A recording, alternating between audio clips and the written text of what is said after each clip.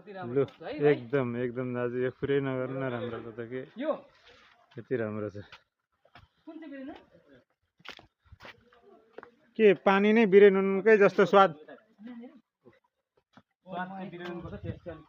हजुर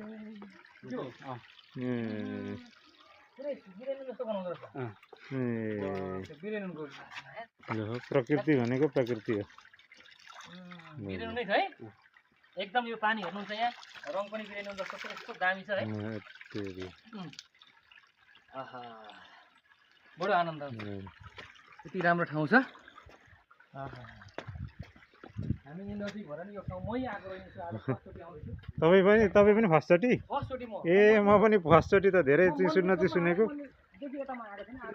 ए ए एकदम रमाइलो लागिरहेको छ दामी लागिरहेको छ आउनु पर्ने पुरा गजब लागिरहेको छ यार यो ल धेरै राम्रो ठाउँ हो म पनि पहिलोचोटि आउँदाखेरि आज गजब गोरेटो बाटो चाहिँ आवश्यक छैन ठिक बाटो चाहिँ अब यो बर्खाको लागि चाहिँ भएन तर मैले एउटा कुरा चाहिँ के महसुस गरेँ भने नि यो धार्मिक पर्यटक स्थलहरू हामीले आउँदै गर्दाखेरि जाँदै गर्दाखेरि यो गाडीहरूको बाटो बनाइदिनु अनि त्यो संरचना भत्काएर उयो बनाउनु चाहिँ अलिक गलत हो कि किनभने मान्छे पैदल आओस् क्या 8-10 किलोमिटर चाहिँ हिँडोस् त्यसो भइसकेपछि यो प्रकृतिको पनि एउटा रमणीय उसले भोग्छ शरीरलाई पनि फाइदा भयो त्यसले गर्दाखेरि यो धामसम्मै जाने नि हामीले सबै बाटो बनाइदियो भने चाहिँ यो अर्थ हुँदैन कि भन्ने मेरो एउटा बुझाइ हो है दाजु तपाईँलाई कस्तो लाग्यो यो कुरा एकदम सही कुरा हामीले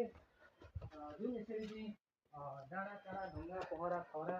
त्यसरी समाउँदै जान्छौँ यसको मजा छुट्टै छ नि छुट्टै छ एकदमै यो अर्ग्यानिक हाम्रो चाहिँ यात्रा हो नि त हो एकदमै यहाँ बाटो घाटो मजाले गाडी हिँड्ने भयो भने त यहाँ त धुलो मैला यहाँ चाहिँ हरेक वातावरण बिगार्ने खालका त्यस्ता भनौँ न तत्त्वहरू विकसित हुन्छ त्यस्ता चिजहरू लिएर खाने भएपछि हो वातावरण बिग्रिने डर हुन्छ हो र अहिले चाहिँ साँच्चै यो हेराइ चाहिँ साँच्चै अर्ग्यानिक छ हाम्रो एकदमै एकदमै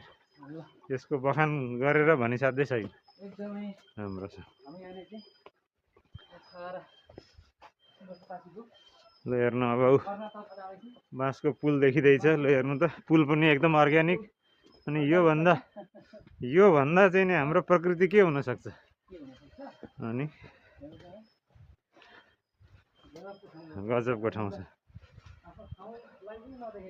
एकदमै ल